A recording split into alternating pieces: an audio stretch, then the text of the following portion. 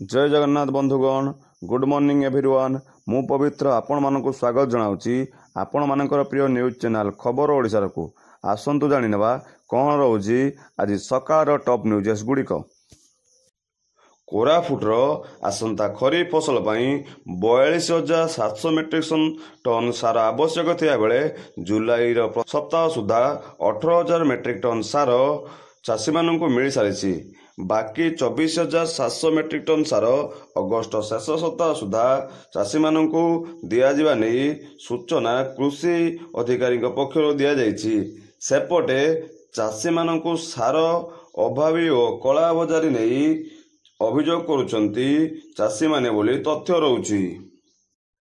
परवर्ती खबर हेउछि कलिकतारू 1,000 ट्रक आलू आसी ओडिशा रे पहुंची सारिछि। 2 दिन भितर यूपी रु मध्य 2 ट्रेन आलू आसी पहुंची जिवो। सेहीपरि नापेड साहाय्य सरकार पियाज किणी बिक्री करिवे एने निष्पत्ति होई सारिछि। नाफेड प्रतिदिन 2 ट्रक पियाज किणी राज्य को जोगाइबो। आलू परी पियाजर दर खूब शीघ्र कमी जिबा नहीं सूचना रहुछि। परवर्ती खबर हेउछि आलू समस्या नहीं उपमुख्यमंत्री कनक वर्धन सिंह देवको बड़ बयान। बीजेडी सरकार समय रे आलू मिशन फेल होइतिला। विधानसभा आलू समस्या नहीं विरोधी मुलतवी प्रस्ताव आणुछंती हेले आलू समस्यार मुख्य कारण बीजेडी बोली उपमुख्यमंत्री कनक वर्धन सिंह देव कहिसंती। परवर्ती खबर हेउछि पीएम नरेंद्र मोदी तृतीय थरर कार्यालय क्रमागत भाव 73 वर्ष बयस से तृतीय थर पर देशर प्रधानमंत्री होइछंती। तेबे 2029 सुधा तांकर बयस 78 वर्ष हेबो। तांकर बयस हेतु विरोधी दल माने नरेंद्र मोदी को बारंबार टार्गेट करि आसुछंती। तेबे तांकर 78 बयस 2029 मसीहा बेलू हेबाकु थिया बेले सेबे पीएम दौड़ रे जोग देबे ना न देबे से नहीं चर्चा लगी रही। परवर्ती खबर हेउछि बीजेडी सरकार सर्वे सर्वा भिके पांड्यान को खास आईपीएस डीएस कुटे एवं आशीष सिंह को बढ़ी अड़ुआ। सेमानक विरोध में श्रृंखलागत कार्यानुष्ठान पई प्रक्रिया आरंभ करने सह सेमानकु चार्जसीट जारी होइछि। तेबे आईएस डीएस कुटे विरोध में 2 जन आईपीएस लिखित भाव देइछंती संगीन अभियोग आधार रे तांको विरोध में चार्जसीट जारी होइछि एवं 30 दिन मध्य जवाब दखल करने निर्देश देइछंती बोली तथ्य रहुछि।